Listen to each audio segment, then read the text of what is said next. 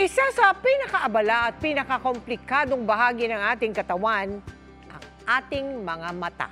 Kaya ang payo ng mga eksperto, dapat agad na magpatingin kung nakakaranas ng problema sa paningin.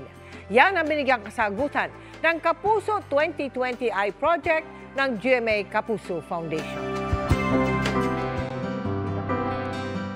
Kapag walang pasok sa eskwela, maghapong nakatutok sa cellphone ang 10 taong gulang na si Max. Halos idikit na nga niya ang kanyang mata sa screen ng cellphone habang naglalaro. Kaya nananakit at nanlalabo ang kanyang mga mata. Kapag tumitingin po ako sa liwanag, sumasakit po yung mata ko. At nagluluha. Ay, lampit-lampit yung gumano. Huy, sabi ko, palayo mo yung cellphone sa mata mo kasi masisira yung mata mo. Palagi ko naman yung binibilinan at sinasabihan na pahingahan mo yung mata mo.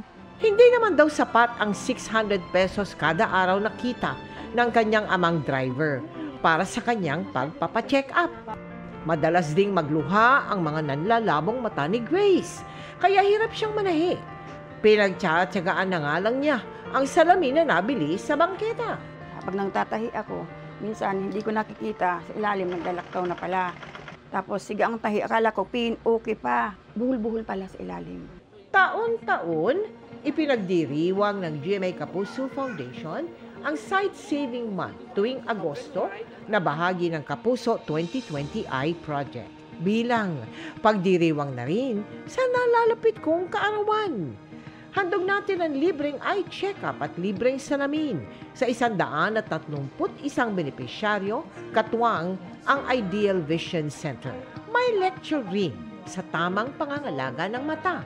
Ang ophthalmologist at cornea specialist na si Dr. Tonton Pascual. After 20 minutes of use of your eyes, close your eyes for 20 seconds or look far for 20 seconds at 20 feet so that your eyes get to rest. Huwag kayo tatapat sa electric fan or sa aircon pag may ginagawa kayo kasi talagang matutuyo yung mata nyo. Minsan, hindi na nila priority yung makapagpagawa ng salamin.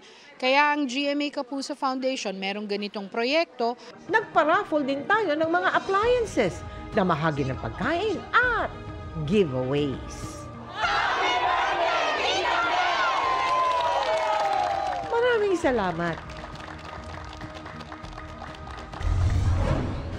Iniinda pa rin ang ilang taga-Negros Occidental ang epekto ng pagkaalburoto ng Bulkang Kanlaon noong Hunyo. At hindi lang po yan sa kabuhayan, kundi pati sa kalusugan. Kaya sumaklolo na po ang Kalusugan Caravan ng GMA Kapuso Foundation. Lahar nagawas. Noong Hunyo, umagos ang lahar sa kalsadang ito sa barangay Biak na Bato sa bayan ng La Castellana sa Negros Occidental matapos mag-alburoto ang Bulkang Kanlaon. Dahil sa matinding amoy ng asupre at lahar, lubhang naapektuhan ang kalusugan ng mga residente. Batid yan ng barangay health worker na si Mary Grace. Nagpanik sila. Kasi hindi naranasan nila na yung ng lahar. Nagkasakit sila. Ang iba doon pumunta na sa evacuation, may lagnat sila. Pati ang kanyang mga apo nagkasipon at lagnat na rin. Pero dahil maraming nagkakasakit sa kanilang barangay, nanatili siya sa health center para makatulong. Natigil din ang hanap buhay ng ilang residente. Masama talaga yung mga pakiramdam mga tao dito. Hindi na sila nakaano ng paninda nila. Tapos yung mga yung mga halaman nila, yung mga tanim nila, puro lahat patay. Agad noong namahagi ng food packs ang GMA Kapuso Foundation sa 3 munisipyong naapektuhan ng pagputok ng bulkan. At sa ating paglilibot sa La Castellana, nakita natin ang pangangailangan nila ng serbisyong medikal.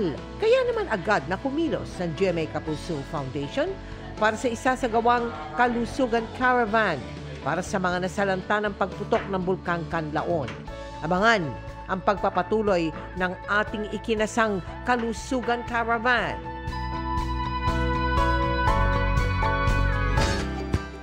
Tuwing buwan ng Agosto, sa ayaw ko man o hindi, ipinagdiriwang ang aking kaarawan. At tradisyon ko nang maghandog ng regalo para sa mga kapuso nating nangangailangan.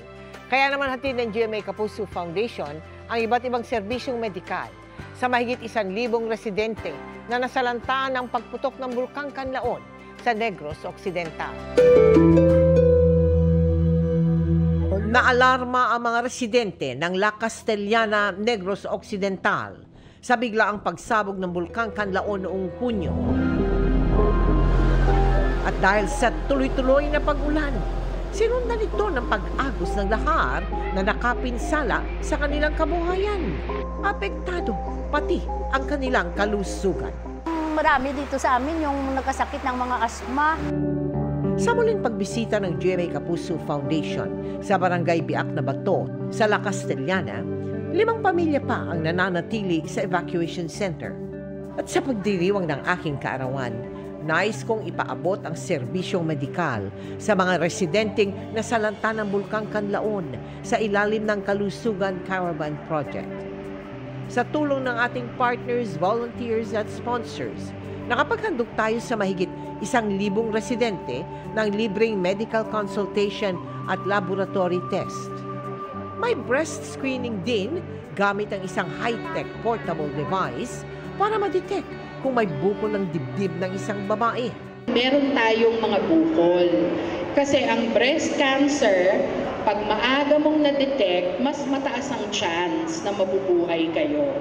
And very important, ang mga ina ng tahanan, kasi kayo ang ilaw, so it's important that we detect breast cancer early. Nagbigay rin tayo ng mga gamot.